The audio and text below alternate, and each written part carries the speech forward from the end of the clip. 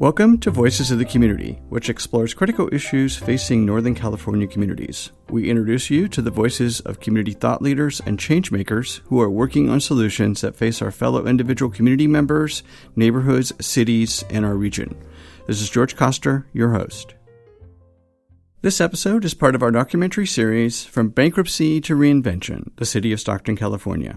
The documentary series attempts to provide listeners with the insights, points of view, and personal stories from the various voices of changemakers working to reinvent the city of Stockton. The interviews were conducted from August to September 2016, leading up to the election of Mayor Michael Tubbs, who is our central character in the series. The interviews in the documentary series have been edited to fit into our show format. The unedited full interviews will be posted on my website, georgekoster.com, along with each episode of the series. I grew up in Stockton, California, which filed for bankruptcy in 2013 and was named the most miserable city in the U.S., not once, but twice by Forbes magazine.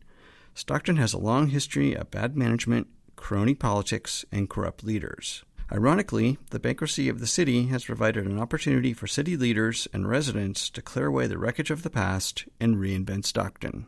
I would just like for the whole community to put aside their differences, but to come together and to unite here in Stockton and work together with him so that his vision that he has for the city, is something positive, but it'll work out on behalf of all the people of Stockton. But he can't do it alone. They have to come together with everyone, that way. In this episode, we feature the voices of City of Stockton Mayor Michael Tubbs' mother, Ricole Dixon, grandmother Barbara Nicholson, and aunt Tasha Dixon on their family's legacy of community service, as well as Michael Tubbs' college friend, Rebecca Fenton, on the founding of the Phoenix Scholars Program. Hi, I'm Barbara, and I'm Michael Tubbs' grandmother. Hello, my name is Ricole Dixon, and I'm Michael Tubbs' mother.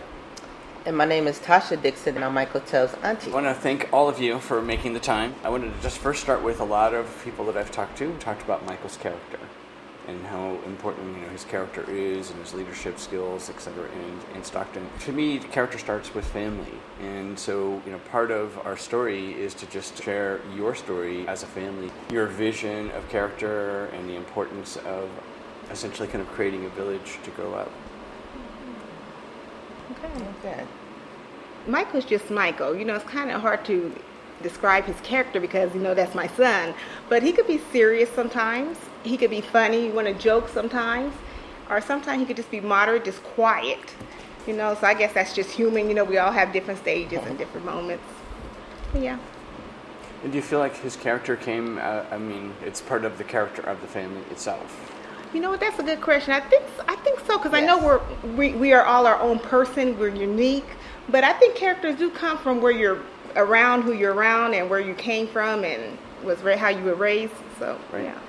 And he talked a lot in our conversation on Monday just about the whole idea of Black history and learning Black history and reading books and pride in African American community. Mm-hmm. And so I was wondering if you could share a little bit about he obviously.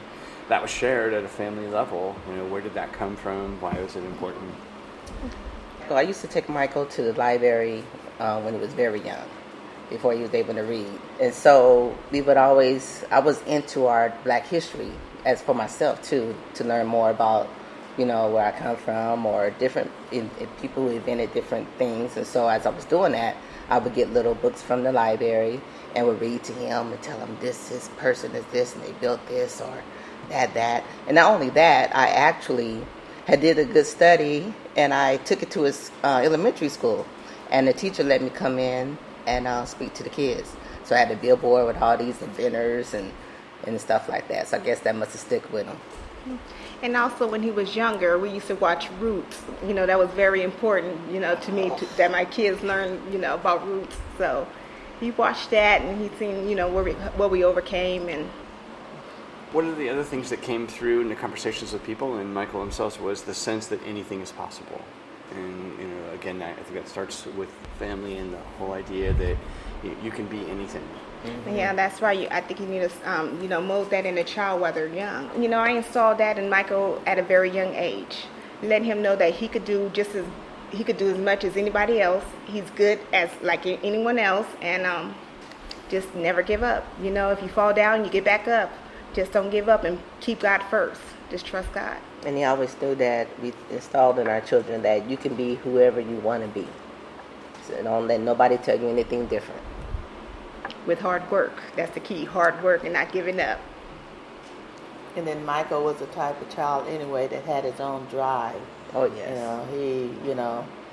Even if maybe we wouldn't share some of this with him, he knew already deep down inside, what he wanted to be and his calling. Yes, I understand he was leading, I think he shared a story about leading a city council kind of meeting when he was, I think 12 or something. Oh, yes. Sure. Yes. Right. Which I thought was great. And obviously that comes from family, the idea of learning how to lead, how to communicate. And I also think it comes from people he's around, like the pastors, teachers. Yeah, so, we're part of it, but it's much more, And so what are some of your favorite moments in growing up together and as a family? I would say actually basically I enjoy it because I'm, the older one, going out, getting everybody together and going out and fellowshipping, over a meal and sharing, getting an update on what's going on with everybody, I enjoy having all of them together, Yeah, and sharing. Oh, yes. Any other thoughts?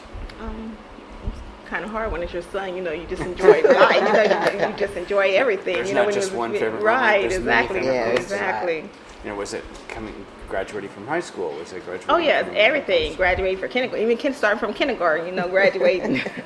Yeah, so yeah. Yeah, it's a lot of moments. And if you was talking to any of our friends, they would tell you we need a reality show. Yes, yeah. So we really enjoy one another. Yeah. The sense of family and togetherness. Mm-hmm. Yes. Even though we have different, disagreements sometimes, we still come back and. So I want to turn a little bit to kind of civic engagement, the idea of getting engaged in the community. And Barbara, yesterday, I will say hi from Sammy Nunes, who said to say hello. Had a very nice conversation with him. Good. And it sounds like you and he go back a while, and you were engaged in community development, civic. Mm-hmm. Yeah, I worked with him, but never knew that we were going to come together. Working with Michael. And then when he knew Michael, he realized he was really surprised that was my grandson and everything. So it did very well. And I'm glad he's, around Michael. He's a real good role model himself. Yeah. Nunes. He is. Well, in a great organization, Fathers and Families, and doing good work together. So where did it come from, the whole idea of giving back, getting engaged in the community? Well, I guess we need to say it started from church. I mean, we're very involved with community involvement. We love to serve. We're servants. That's what we always say. We're servants first.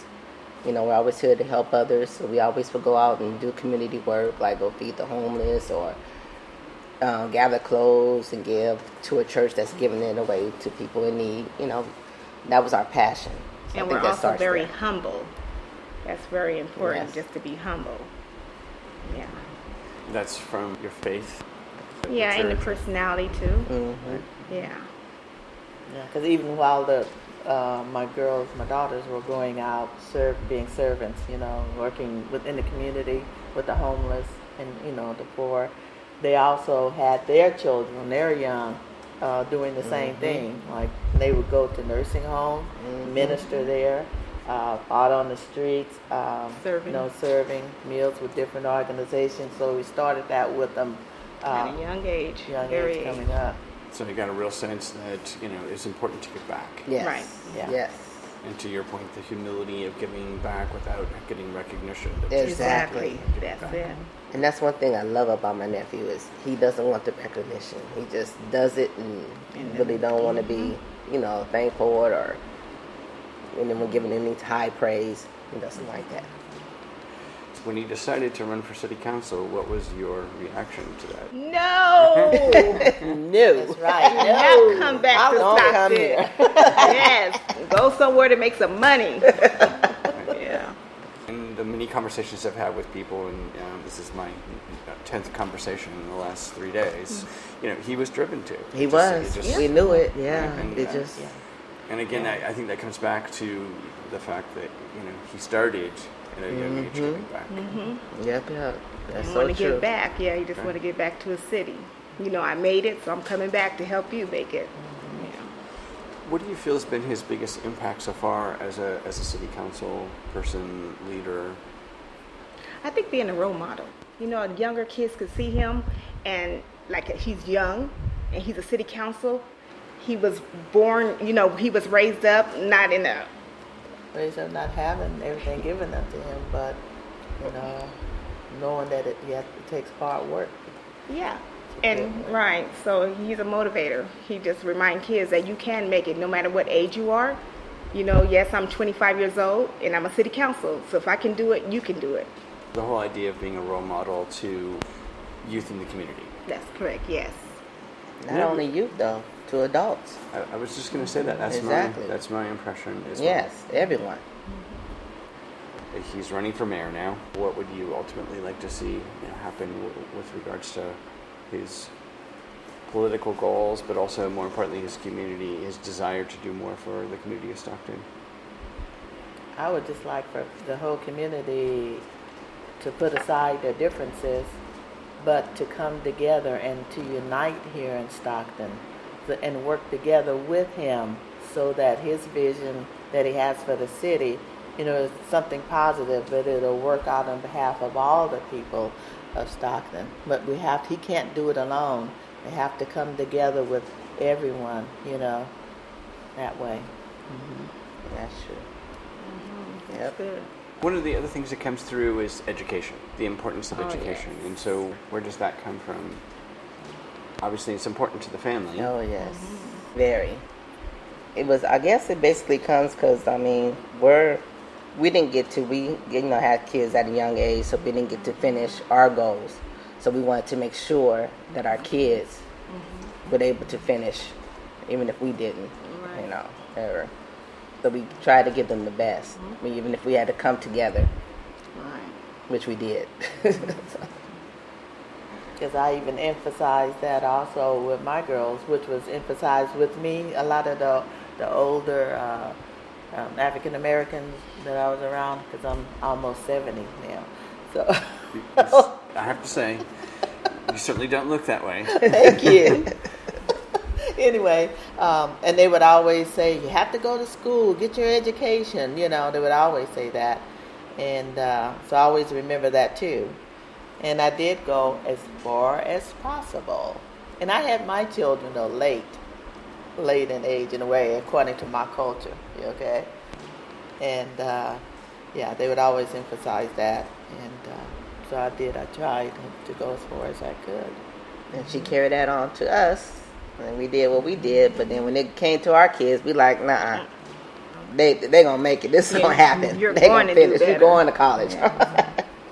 But we didn't have to push it on them. They wanted it, Right. Yeah. Because that's all they Yeah. knew. Because, again, we installed it at a young age. And not only that, but with them, they were, I think, a little bit stricter with their children as far as getting those good grades. Oh yeah. Yeah, and they had to go for excellence, And even with Michael, the way that he was, and that was already in him too, is where you couldn't give him lower than an A. Okay? He would kind of go up or challenge his teachers if they gave him anything lower than an A. Yeah, B. Yeah, I know, a B. Why did I get a B? Yeah. Like, wow. So we kind of noticed that in him. That was something already there, One of the things I was talking to Nicholas had about today was, ask him about the secret sauce. Like, what is the secret sauce in the family that going on to college, for example? What would you say are some of the ingredients in the secret sauce? Obviously, we talked about education, talked about giving back and humility. Well, one thing is to do your best to get the best grade that you can get. Because even when I did get my AA degree and I started on my BA, I'm almost done. So the kids are pressuring me now to go back and finish. But I was the same way. I didn't want anything lesser than a B. At least I wanted A's and B's. So I guess when they seen that, or our stories telling them, from high school, I graduated before my class, almost a year before. But I ended up graduating early, so I ended up going to a community college while I was waiting to go back to graduate from high school. So I did all that. So it was just already a strive, but then, things happened, but then they carried on with the kids, and they seen our goals and the goals that we wanted to accomplish. So that made them want to be eager and accomplish theirs as well. So I think it's it just in us. Yes. I even graduated myself before, ahead of time. Okay, started college at 17. Wow. So started there though too. The common theme here is you're driven. You were driven, but something, yes. Right. So Driven, but have a level of humility with that as well. Oh yes. Oh, And yes. also surround yourself around people that can help you grow. That's very important, who you're around. And it feels like that was part of Michael's upbringing as well, was the church community as well as Exactly. friends, family, to support the idea that you can be anything. Exactly. That the expectation is you have to get an A. And we were getting back on the church part. That's where, when he was very young, is where we began to see and notice some difference in him. And they noticed it from his the teachers that were at church. I'll give you you mind if I give you a little story? Please. Stories are always I think great. he was about 5 years old, and you know how in church when it's Easter they give you your play. They give you a script to learn, right? So the teacher passes out the script to everyone. Okay, so then, I guess the class is almost over, and the teacher encourages all the kids, you go home, have your parents to study and go over it with you, because, they want them to do a good job. And so Michael says, teacher, I already know my script. She didn't believe, and then he kept on, he was persistent, because he wanted to go home and study, and he said, no, I know my script. So then they tested him, and he knew the script before leaving the class. So then they began to watch him, and they began to see some things that was in him that was no different. Oh yeah, that's right. Remember that? I have a feeling you've been asked about Michael many times, but what are something about yourself that you don't feel like people really know about you? Well, to be honest, I think they, the people that actually know about us, because we're so open, we're real about everything, so we don't hide anything. And I guess they just see it from our actions for what we do and for what we say. So I don't think there's anything really that they don't know, to be honest with you. You, Coco? No. Mama? That's that wouldn't come to us. Yeah. No. I think that with Michael and as far as being raised up, is that he may not have had a father in the home, but each one of us played our role, and that gave him a balance. Okay, you may have somebody that may be very strict, okay, and you may have somebody that might be kind of really liberal, or he has to have spiritual needs there. So he's getting a lot spiritually speaking. He gets some input there, and each one have their own role, so it balances. It comes to a balance, you know what I mean? Mm-hmm. He's not perfect at all. Yeah, that's And what I'm he's saying. a When you young fall man. down, you Get back up. pick He up. make mistakes, and one thing about him is that he'll go ahead and admit to his errors, and he feel real bad and repentance on it, because he wants to change. He learns from it, and he must grow from that. But one thing about that is Michael, first he forgives himself. Sometimes when you mess up, you still get, mad at yourself. So once you forgive yourself, that's very important. And then God, of course, God, make sure God, ask God for forgiveness. But forgiving yourself, that's very important, I think. That's about it. Just go out and vote for Michael Tubbs for mayor. You're listening to Voices of the Community, which explores critical issues facing Northern California communities. This is George Coster, your host, and if you're just joining us, in this episode we're discussing the reinvention of the city of Stockton, California. We just heard from City of Stockton Mayor Michael Tubbs' mother, Raquel Dixon, grandmother Barbara Nicholson, and aunt Tasha Dixon, who shared their own unique perspectives on Mayor Tubbs and the family's legacy of education, risk-taking, spirituality, humility, and community engagement. My associate producer, Nick McClinton, and fellow past resident of Stockton, spoke with Rebecca Fenton, a longtime close friend of Michael Tubbs from their time together at Stanford University, and who supported the creation of the Phoenix Scholars Program. Rebecca shares her insights into Michael Tubbs' drive to support access to a college education for low-income, first-generation minority high school seniors. This is Nick McClendon. I am here with Rebecca Fenton, and in Seattle, right? Yeah, so I'm originally from Sacramento and then basically decided that I wanted to see kind of a different part of the West Coast, and so came here for residency with my husband, and I'm doing a pediatric residency at Seattle Children's. Awesome. Now, we here in San Francisco are doing a interview series on Michael Tubbs and his mayoral candidacy, his campaign, and his reinvention of Stockton movement. How well do you know Michael?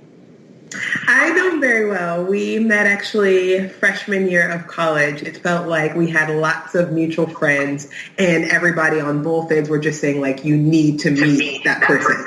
And thankfully it worked out that we had this required class that we had to do the first quarter of freshman year, where we ended up not only being in the same class, but also in the same section. And I kind of, at the end of it, was just like, went up to him saying, you know, this person, this person, this person.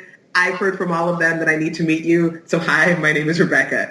And from there is where our friendship began. He shared very similar passions as I do as far as education and just improving the communities that we come from. And so I remember very early on being very impressed by that and wanting to do anything that I could to be able to support some of his visions. And it's been so great to see how he's accomplished that since then.